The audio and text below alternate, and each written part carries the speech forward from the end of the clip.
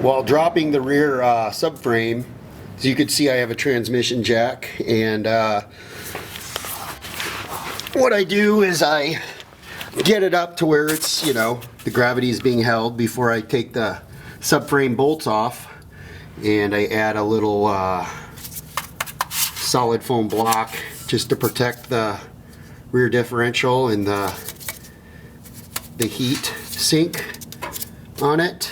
And yeah, so pretty much, you know, that's how I'm going to start dropping it.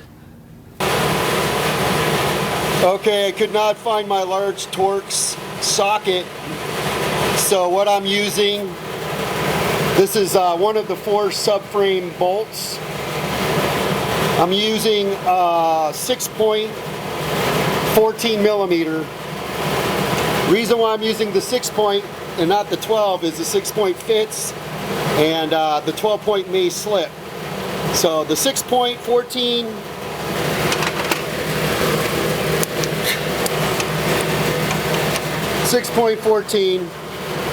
millimeter, easy as pie. Of course, I had to break these with the breaker bar, but because this impact's not too powerful. I don't recommend using this to put it back on. I guess you could. It's just make sure you use your right torque specs after everything's back up. But that's a little thing. If you don't have a Torx this big, you just could use a, you know, improvise with the 14 6-point. So just a little food for thought. Anyway, this thing's getting ready to drop. This is not the best visual. I got a lot of sun glare. Anyway, just make sure all the lines are, you know, it's, you know, common sense. Make sure all your ABC hydraulic lines are disconnected. Make sure your emergency brake cables are disconnected. Make sure your speed sensor cables and your brake lines are disconnected. Make sure your sensors, your height sensors, are disconnected. Just pretty much make sure every single wire and line is disconnected from your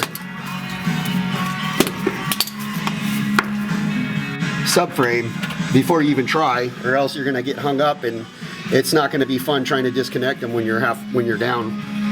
Here we go. Let's see. This is going to separate the bull from the bullshit. And I have these wheelers set up to where this is going to hopefully lay down right on there. And then I'm going to put another wheeler in here so I could use this transmission jack. And all these wheels will free flow so I can go any direction I want. And of course, take the tops of your shock towers off, those bolts, and obviously, it's all pretty much common sense. You can see it's dropping. Nice and easy.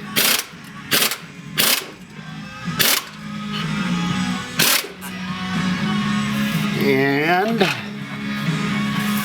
line everything up nice and good. Voila! It's pretty much on the transmission mount, and I have these as a precaution, which I'm gonna end up putting another one of these rollers in the middle so I could use this for, you know, other projects while I'm doing this swap. You know, I felt these shocks here on the front subframe. These Sachs AMG, these things are so heavy. I mean, I could swear they weigh 40-50 pounds each. And then you add the hydraulic fluids, the line, the rear actuators and pump, solenoids and all that stuff, the front, the containment system. Well, the tandem pump, you need that for your rack and pinion, but I don't know if they have other different tandem pumps, or I could figure a way around that. Probably just leave the tandem pump on and just have it not go to the ABC, but I mean, I could probably shed 150 to 200 pounds off the car by not going with these, just going with some good sway bar kit and some coilover suspension, adjustable coilover racing suspension on here. I found some Bilsteins for a good price. You know, I mean, it's gonna, if I'm doing a lightweight project, it doesn't make sense to put this problematic ABC system in. I could just sell these parts, and with the offset of the money I sell these parts with, I can afford to get the coilover. Plus I have the RENNtech lowering module I can sell. No longer need that. You know, I'm just, my whole goal is to lighten the car up in any possible way I can, with it still not, you know, with it being able to be functional without it taking away from its performance. And you know, I believe the coilover system will make and outperform this system, this heavy, problematic system, which I've never had problems with it. I've just read nightmares. So I think I'm going to free myself from this ABC system. It's just going to take more time because I don't have the cash right now to do to buy the coilover kit. This is on a shoestring budget.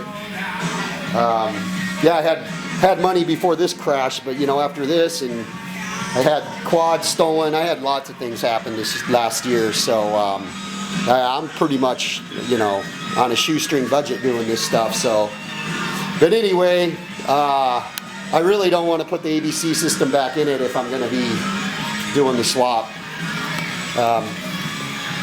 It's 150, 200 pounds off the car. Another 150, 200 pounds off the car.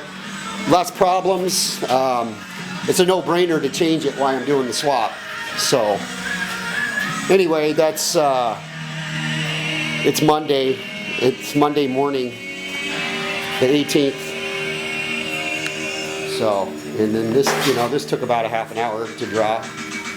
So, which I'm sure it'd take a lot longer because I had a lot of things off. But anyway, like the, you know, the drive shaft and the exhaust and pretty much everything else. That's why it took only a half an hour.